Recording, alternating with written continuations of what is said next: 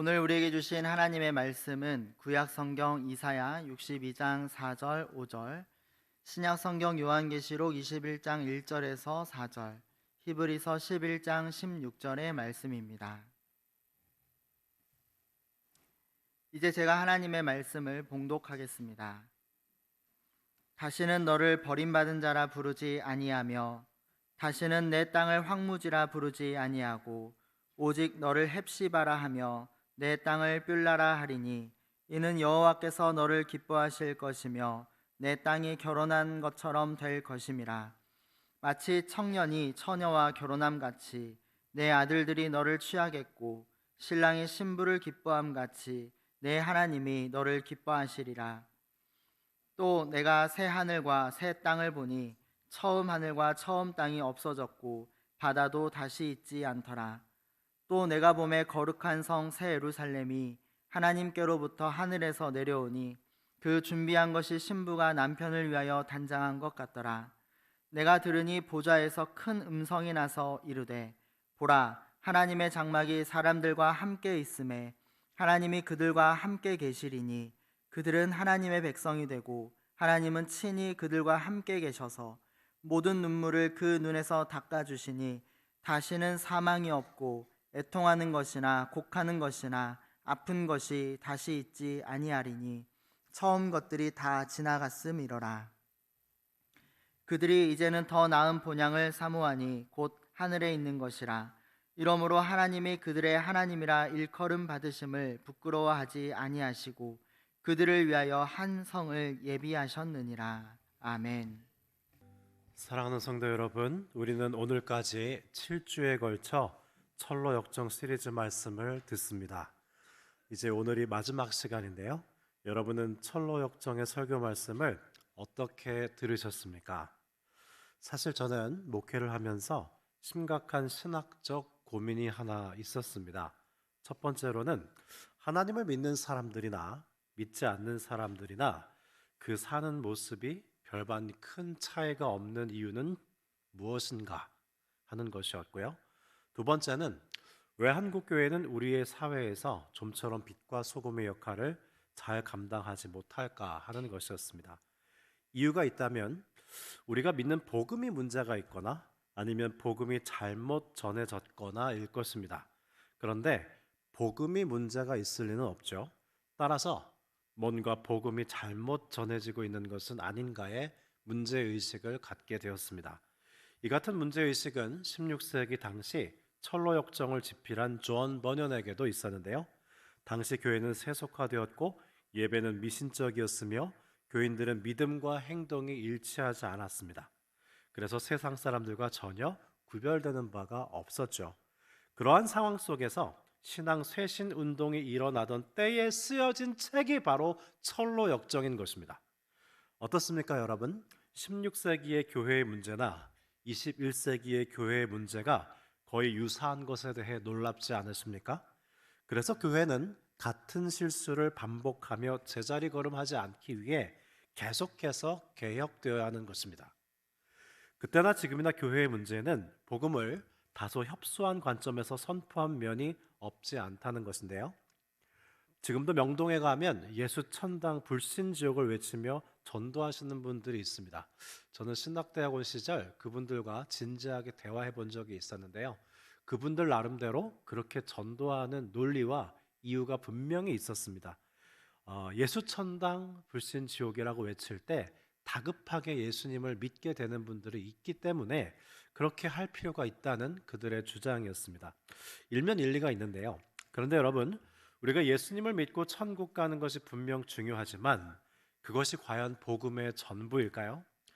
이미 여러 번 인용했습니다마는 영국의 신약학자 톰 라이트는 우리가 믿는 복음이 단지 예수님을 믿고 천국 가는 것이 전부라면 그것은 복음을 단지 부분적으로 이해하는 것이다 라고 했습니다. 그래서 철로 역정의 내용을 보면 주인공 크리스찬이 단지 예수님을 믿고 천국에 갔다는 내용이 전부가 아니죠. 이 철로 역정의 주된 내용은 크리스찬이 천국에 도착하기까지 순례의 여정 중 겪었던 수많은 사건과 사고를 통해서 그가 어떻게 참 그리스도인으로 거듭났는가 하는 내용이 바로 철로 역정의 대부분입니다. 제가 철로 역정 시리즈 설교 말씀을 전하면서 의도했던 것은 우리 성도님들이 이 작은 이야기 조직 신학을 통해서 나는 과연 진정한 그리스도인인가를 검토하는 동시에 나의 신앙은 어디까지 왔는지, 그리고 앞으로 영적 순례길에서 어떤 어려움이 있고 어떤 은혜가 있을 것인지 내다보면서 영적으로 성숙하는 계기를 갖기를 바랬습니다. 왜냐하면 16세기나 21세기나 교회가 세상으로부터 신뢰를 잃는 데는 명목상 그리스도인들의 폐해가 크기 때문입니다. 여러분은 지난 6주간 들었던 철로 역정의 말씀 중에 어떤 내용이 가장 기억에 남으십니까? 그리고 어떤 장면에서 도전을 받으셨습니까? 이미 우리가 보았던 것처럼 철로 역정에는 수많은 위안의 장소와 시험이 되는 장소가 등장합니다. 또한 수많은 사람들이 등장하기도 하죠. 실제로 우리가 영적 순례를 하다 보면 때때로 아름다운 집 같은 곳을 만나기도 하고 쉴 만한 물가와 마주치기도 하는가 하면 기쁨의 집이나 오늘 본문에 등장하는 뿔야의 땅 같은 좋은 교회와 신앙 공동체를 만나서 영적으로 무장하기도 하고 새 힘을 얻기도 하는 일이 있습니다. 그런가 하면 절망의 수렁, 고난의 언덕, 허영의 시장, 절망의 성, 죽음의 강 같은 우리를 낙담시키고 우리의 믿음을 송두리째 빼앗아가는 시험의 때를 만날 때도 있죠. 그러면 예수님을 닮아가는 우리 순례길은 왜 이렇게 언덕과 골짜기가 번갈아가며 굴곡진 것이라고 했습니까? 하나님께서 평탄한 길이 아닌 언덕과 골짜기를 통해 우리 영혼이 하나님을 더욱 의지하도록 하시기 때문이라고 했습니다. 우리 영혼은 이 굴곡진 언덕과 골짜기를 다니면서 더욱 생동감 있어지고 힘차게 성장하고 성숙하며 그렇게 더욱 힘을 얻게 되기도 하기 때문입니다. 마치 어린아이가 스스로의 힘으로 걷기 위해서는 엄마 아빠는 그 아이의 잡은 손을 잠시 놓아줘야 하는 것과도 같습니다. 뿐만 아니라 철로 역정에서는 수많은 긍정적인 인물들과 부정적인 인물들이 더불어 등장하는데요. 실제로 우리는 순례의 여정 중에 전도자와 참목자의 인도를 받기도 하고 신실이나 소망 같은 좋은 동역자를 만나기도 합니다. 이 신앙의 순례 여정 가운데 좋은 동역자를 만나는 것은 얼마나 감사한 일인지 모릅니다. 반면 이 신앙의 순례길을 가면서 가족들의 반대에 부딪히거나 변덕쟁이, 미련, 나태, 교만, 무지 같은 믿음의 길에서 도태된 사람들과 마주치기도 하는데요. 여러 성도님들이 이 철로역정 설교 말씀을 들으시면서 저에게 질문을 해오셨습니다. 목사님, 아니 사탄이 우리의 영혼의 불을 끄려고 물을 끼얹을 때도 우리 믿음이 연약해지지 않고 도리어 강건할 수 있는 것은 예수님께서 더더욱 은혜의 기름을 부어주시기 때문이라면서요. 사자들이 순례길을 떡하니 가로막고 우리를 위협해도 사실 사자들은 쇠사슬에 묶여 있고 모든 어려움과 핍박이 하나님의 주권 가운데 통제되고 있다면서요. 우리가 절대로 은혜의 상태에서 떨어질 수 없도록 하나님께서 역사하시는 게 성도의 견인이라고 하셨는데, 그럼에도 불구하고 영적 순례길에서 왜 이런 낙오자들이 등장하죠? 아주 좋은 질문을 하셨습니다. 여러분도 이 같은 질문을 갖고 계셨나요? 그 질문에 대해 답해 드리겠습니다. 첫째로 철로역정에 등장하는 부정적 인물들은 하나님께서 우리가 그렇게 되지 않기를 원하신다는 부정적 표현입니다. 두 번째로, 여러분 그리스도인이 어떤 사람들이라고 했죠? 절대로 넘어지지 않거나 실수하지 않게 된 사람들이 아니라 설사 다시 죄를 짓더라도 다시 씻을 수 있게 되었고 회개할 수 있게 된 사람들이 그리스도인이라고 했습니다. 실제로 극중에서 크리스찬은 웅덩이에 빠지기도 하고요, 쉬운 길을 찾다가 그만 절망의 성에 갇히기도 하는 등 여러 번 실수하면서 순례의 길을 가는데, 그 과정에서 등장하는 부정적 인물들은 우리로 하여금 경각심을 갖도록 하기 위해 등장시킨 것입니다. 마지막 세 번째, 우리가 철로역정을 완주하는 데 꼭 필요한 소망과 경건한 두려움, 이 두 가지를 갖도록 하기 위한 장치로 보시면 되겠습니다. 성도 여러분, 여러분은 왜 교회에 다니십니까? 그저 모태신앙이기 때문에 습관적으로 다니십니까? 혹은 예수님 믿고 복받은 결과 만사형통하기 위해서입니까? 아니면 주일 예배를 빠지면 뭔가 죄책감이 들어서인가요?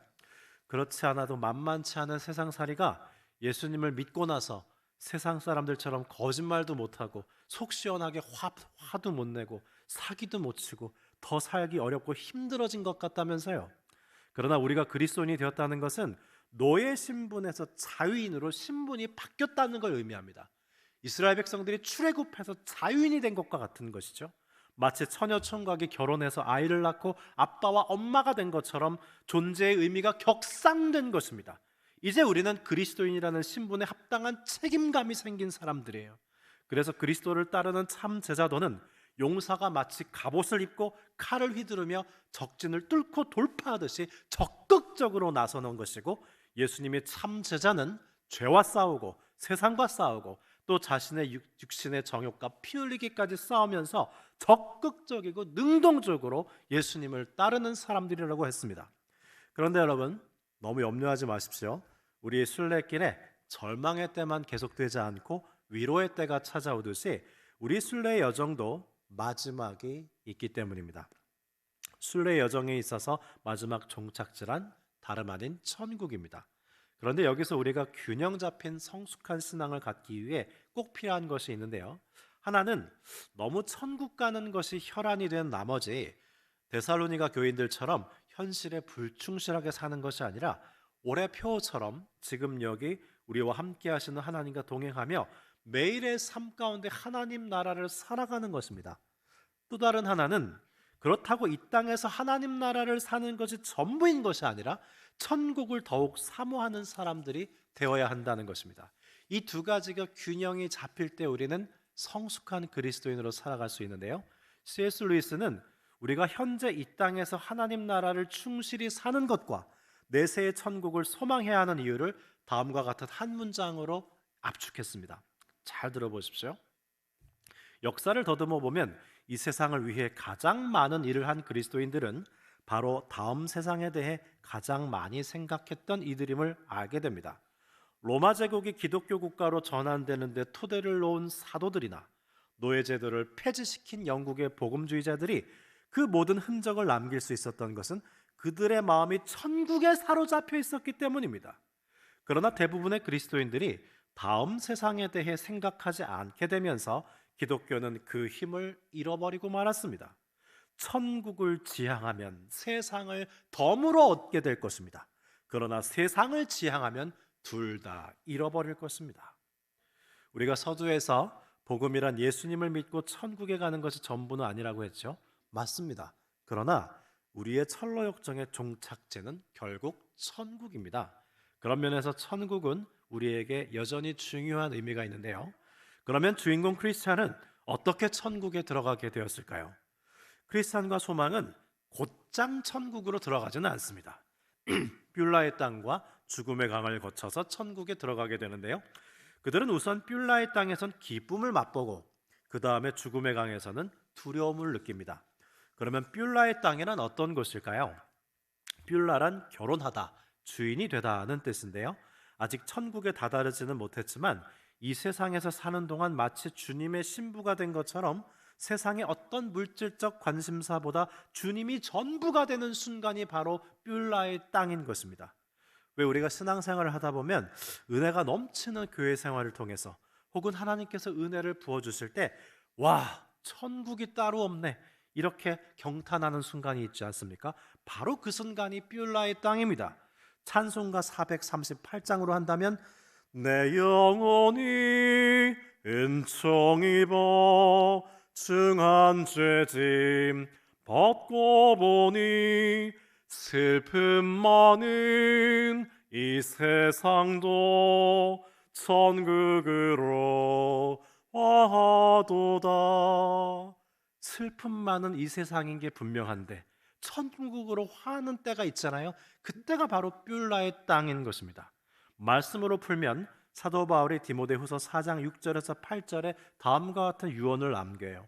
전제와 같이 내가 벌써 부어지고 나의 떠날 시각이 가까웠도다. 나는 선한 싸움을 싸우고 나의 달려갈 길을 마치고 믿음을 지켰으니 이제 후로는 나를 위하여 의의 면류관이 예비되었으므로 곧 주의 의로우신 재판장이 그날에 내게 주실 것이며 내게만 아니라 주의 나타나심을 사모하는 모든 자에게도니라. 바울은 지금 감옥에서 죽음을 기다리며 뿔라의 땅에 서 있는 것입니다. 또한 사도행전 7장 55절에서 56절에 스테반 집사가 순교할 때도 그는 뷸라의 땅에 섭니다. 사도행전 7장 55절 이하입니다.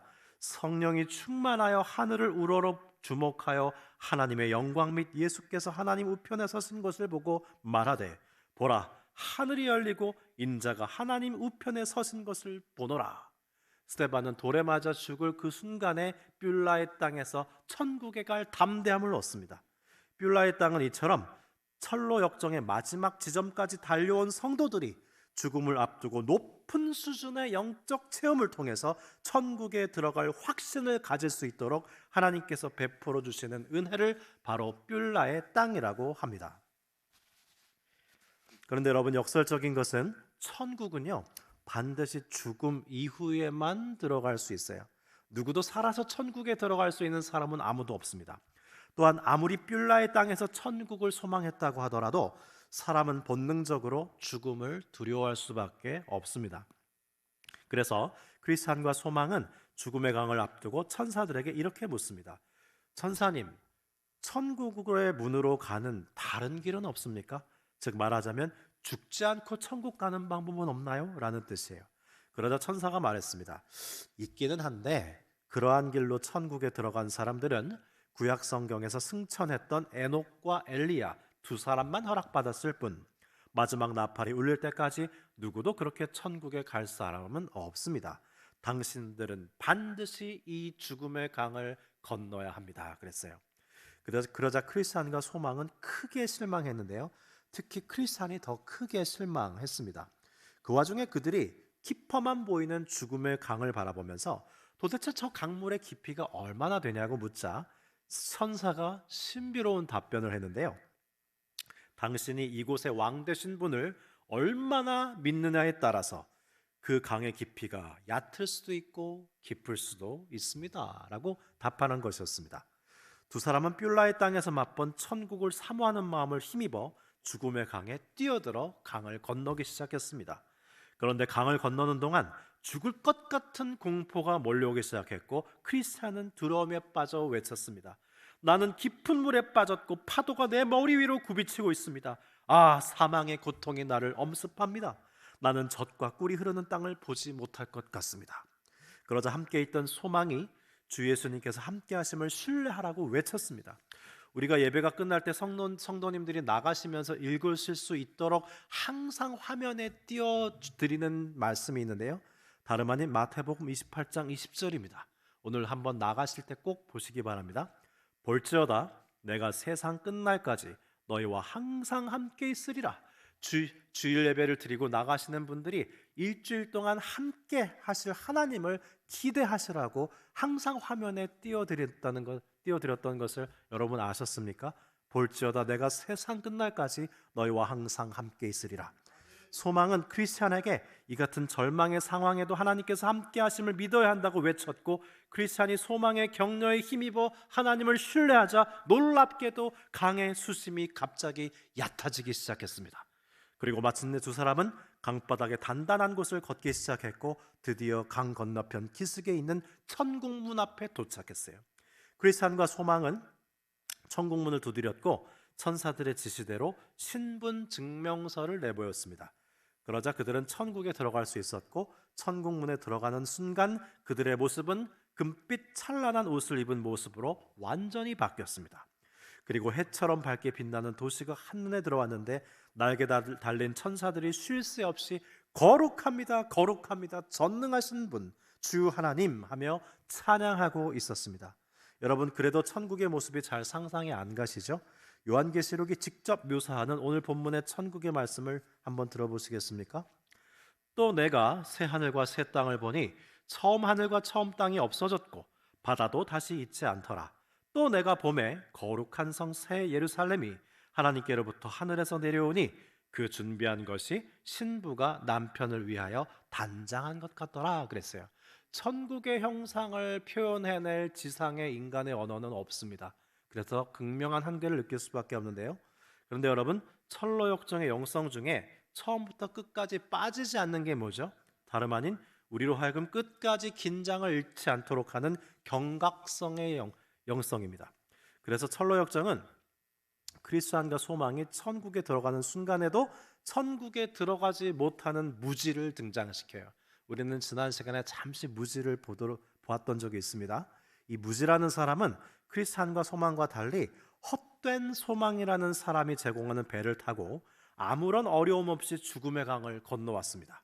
그는 자신만만하게 천국 문을 두드렸지만 천국으로 들어갈 수 없었는데, 왜냐하면 이 무지에게는 신분 증명서가 없었기 때문이었어요.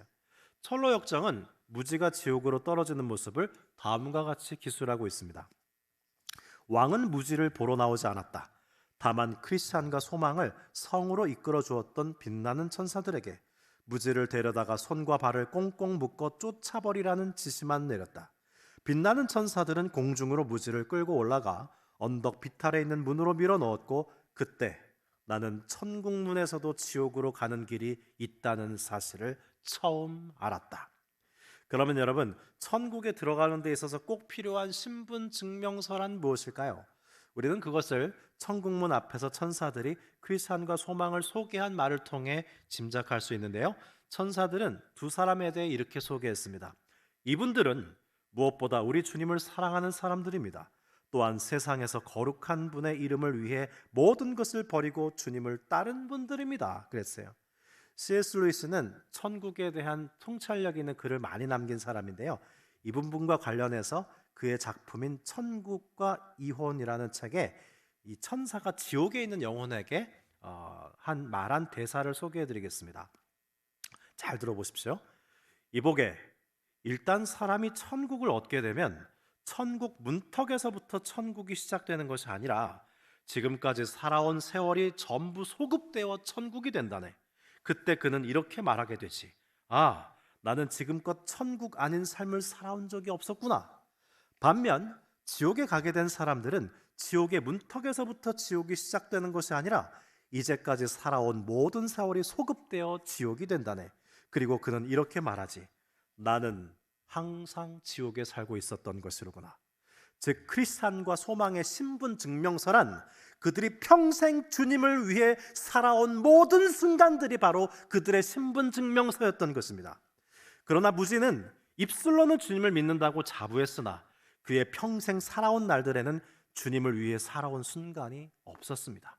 그래서 그는 주님을 위해 받은 고난도 없었고 죄와 피 흘리도록 싸운 경험도 없었기에 그의 순례길은 그저 평탄하기만 했던 것이죠. 무엇보다도 그리스도인과 소망은 자신의 죄인됨을 절감하며 십자가 앞에서 죄사함의 은총을 받고 예수 그리스도의 의롭다 하심을 힘입었으며 세례를 통해서 그들의 이마에는 하나님의 소유라는 도장을 받았습니다. 이 같은 칭의의 은혜를 출발점으로 해서 죄로부터 구원으로, 정죄함으로부터 의롭다함으로 출발하고 이동하고 도착하는 철로 역정의 성화의 순례를 통해서 이 세상으로부터 천국으로 안착할 수 있었던 것이죠.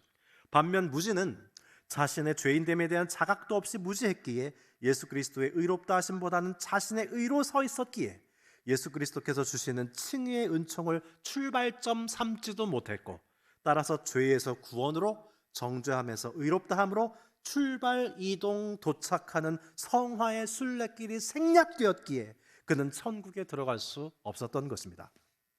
사랑하는 성도 여러분, 여러분은 천국과 지옥을 믿습니까? 성경은 분명 천국과 지옥을 말씀하고 있으며 둘 중 하나가 우리의 철로 역정의 종착지가 될 거라고 말씀합니다. 사실 현대인들은요, 심판자이신 하나님 앞에 언젠가 우리의 삶 전체를 내어놓고 최종 판단을 받는다는 사상을 좋아하지 않습니다. 그런데 하나님의 심판이 있고 그 심판이 가장 공정하고 정확한 심판임을 믿을 때야만 비로소 우리는 현실 속에서 악에 저항할 수도 있고 선악의 양심을 지키고 정직하게 살아갈 수 있는 것입니다. 크로티아의 신학자인 미로슬라브 볼프는 인종과 종교와 민족이 다르다는 이유만으로 서로를 죽이는 발칸 반도에서 자라난 신학자입니다. 그는 그와 같은 참혹한 현실 속에서도 하나님의 공정한 심판을 믿는 사람들만이 복수의 악순환의 고리에서 빠져나와서 비폭력을 실천할 수 있었다고 회상합니다. 왜요? 하나님의 정의로운 심판이 있다는 걸 믿었기 때문에. 그래도 예수님을 믿지 않았다는 이유만으로 지옥 간다는 진리가 좀 심하지 않은가 생각하는 분들이 계시겠죠? 성경에는 두 가지가 기록되어 있습니다. 하나는 오직 예수 그리스도를 믿어야 구원받는다는 절대적 배타주의적 입장과, 또 다른 하나는 하나님은 모든 사람을 구원하시기 원하신다는 포괄주의적 입장, 이 두 가지가 다 성경에는 기록되어 있습니다. 그런데 성경은 결국 모든 사람이 구원을 받는다는 만인 구원론보다는 예수를 믿어야 구원을 받는다는 입장을 보다 명확히 말씀하고 있는 것이 사실입니다. 여러분 수준이 높으시기 때문에 이 신학적 담론을 한번 잘 들어보십시오. 독일의 한스 우르스 폰 발타잘이라는 학자의 이야기입니다. 하나님의 은총에 기초한 구원이 있어요. 그리고 인간의 불신앙으로 말미암은 멸망이 있습니다. 여러분, 이 두 가지가 같은 범주일까요? 하나는 신적 범주고 하나는 인간적 범주예요. 신적 범주는 하나님의 은총에 기초한 구원이에요. 인간적 범주는 인간의 불신앙으로부터 말미암은 멸망입니다. 이 발타잘이라는 신학자는 이 두 가지가 다른 범주라는 거예요. 교회 역사 속에서 지옥 교리가 회개로 이끌기 위한 가르침이 아니라 영원한 파멸을 위한 객관적 가능성으로 받아들여졌기 때문에 구원론은 더 경직되었다고 그는 지적합니다. 또한 발타잘은 두 가지 흥미로운 제안을 하는데요. 첫째, 사람들은 지옥을 생각할 때 항상 내가 미워하는 사람을 보낼 지옥을 생각하지 당사자인 나 자신이 갈 수도 있는 지옥을 생각하지 않는다는 거예요. 여러분 지옥 보내고 싶은 분들 많죠. 근데 내가 갈 생각은 전혀 안 하죠. 그래서 지옥 교리는 오로지 나 자신을 위한 말씀으로 받아들이자는 제안입니다. 둘째, 모든 사람이 구원을 받는다는 만인 구원론을 수용한다고 한다면 나에게 모욕적인 험담을 하고 사람들 앞에서 그의 더러운 실체를 까발리고 싶은 내가 가장 미워하는 그 사람과, 심지어 예수님을 판 가롯 유다나 유대인 600만 명을 학살한 아돌프 히틀러, 혹은 끔찍한 연쇄살인을 저지른 죄인들과도 천국에서 영원히 그들과 사랑의 친교를 맺을 과격하고도 담대한 희망을 품을 수 있겠냐는 것입니다. 이런 도전이 우리 앞에 있습니다. 우리는 7주째 철로 역정의 말씀을 들어온 사람들로서 지옥 교리에 대해서 철로 역정의 맥락에서 정리하는 것이 좋겠다는 생각이 드는데요. 정리하겠습니다. 믿음의 인류의 구원의 문제는 선하신 하나님께 달려 있습니다.